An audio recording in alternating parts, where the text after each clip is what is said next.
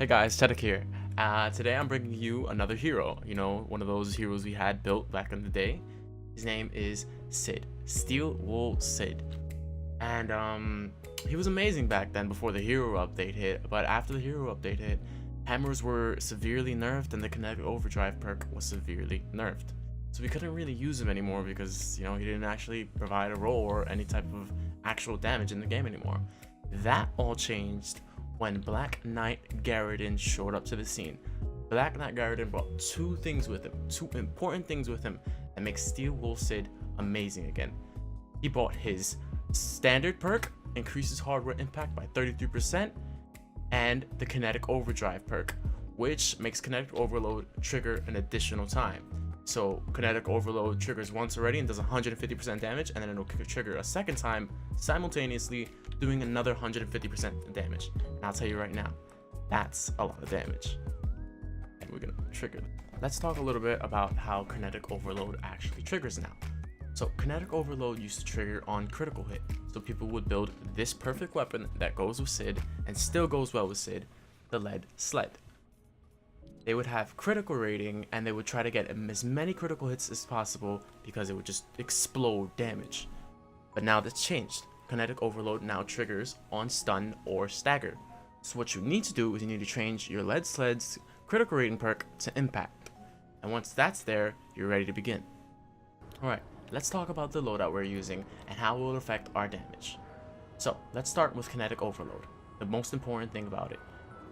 Melee critical hits increase melee impact damage by 10% for 5 seconds up to 5 stacks. So that's a bonus 50% melee impact damage for 25 seconds if we get 5 critical hits in succession. Then we have Knight's Impact, which gives us another 33% hardware impact. Add that to our base damage of 3,911 impact, and we get a whopping 7,157 impact. So let's try using this on 100 level husks. The appropriate weapon, the appropriate husk to kill with this level of weapon.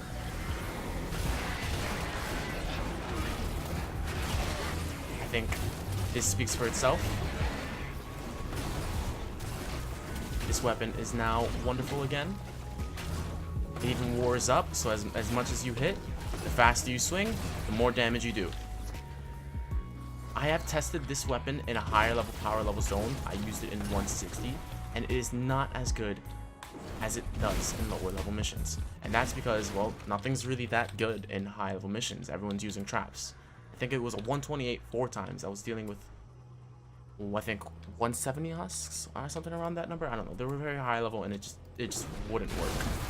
I would take too much damage, and just melee is just not good high level damage. So you're going to be using SIDS in lower level missions. Anything below 100 you can do alone.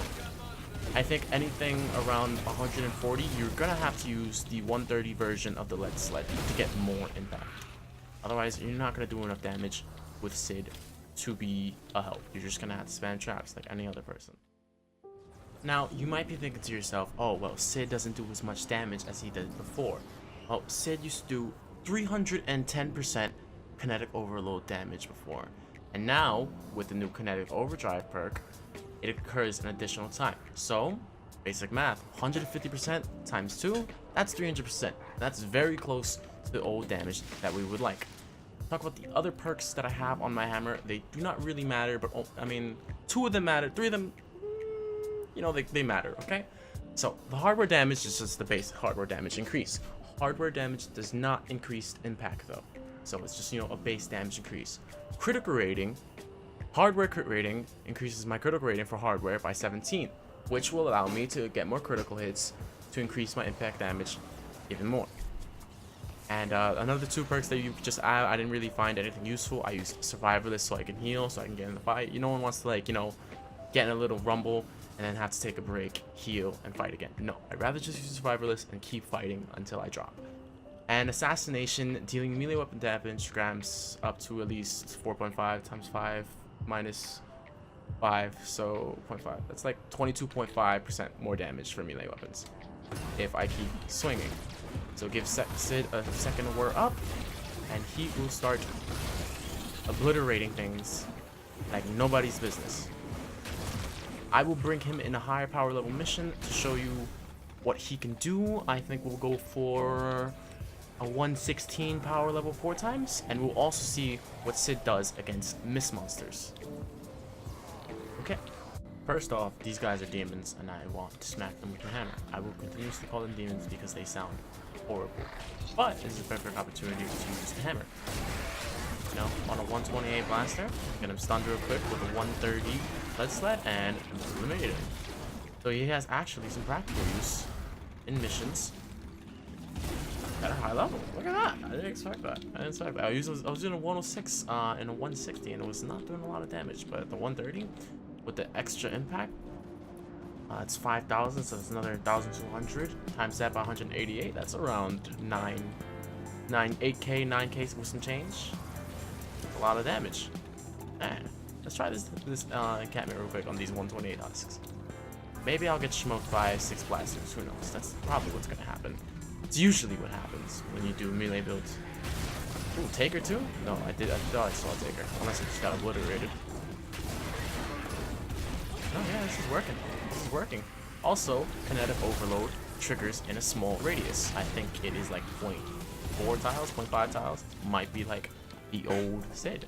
Yeah, I'm doing a lot of damage and I'm having a lot of fun with Sid. It's doing pretty good. Now let's move on to mini bosses and see how it fares against those enemies. This is a perfect opportunity to smash him. I don't think I'm going to be killing him with my current HP, but it's worth a shot. I am stunning him pretty well. He's going to walk in my trap tunnel. Yes, here we go. One stun. No, it's what you expect from a melee build. It's not the best.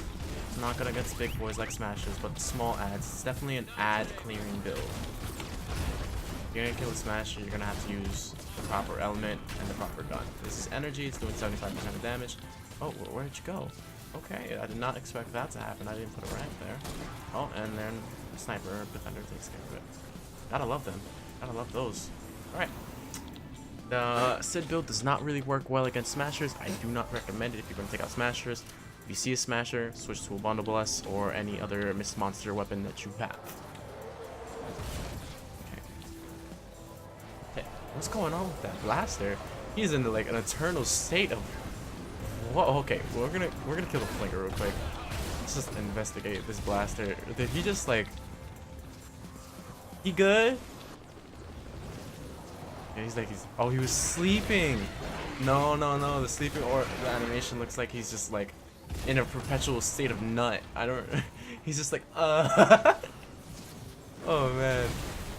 I gotta find another sleeping blaster. That was fun. Ooh, Atlas A. How? All flingers. That's right. Where are the flingers? The boss has spawned, and I'm gonna tell you right now, fighting a mini boss with Sid is not pretty. Mainly because you can't stun these boys. You could try all you want, but they have such high impact values where it's not gonna happen. You're not gonna do damage. You're not gonna do it. You might as well switch to a weapon. So mini bosses and Smashers and the like, definitely use a gun. Definitely not use Sid against boys with big ol' impact. But every other Misty in the game, definitely you could use Sid. Just not big ol' boys where you need to pull out something special. Alright, that's all I have today for Sid. You don't have to spend that much to get Sid. You just need to get Garrison, a hero with hardware crit rating. This is the Xbox exclusive hero, so I'm not sure how PlayStation players or PC players will get their hands on him. I'm sure there's an equivalent on the collection book for him. And maybe Survivalist to keep yourself a little steady over in health so you don't end up dying slowly. But yeah, Sid's pretty easy to build. All you really need is the lead sled, which I'm sure a bunch of you have.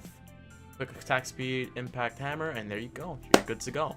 Lead sled's the best weapon, but that doesn't mean other hammers won't do the job. I'm pretty sure if you build the Baron right, or the Doom hammer, you could have just as much fun as I did. Alright, thank you for watching. Have a nice one.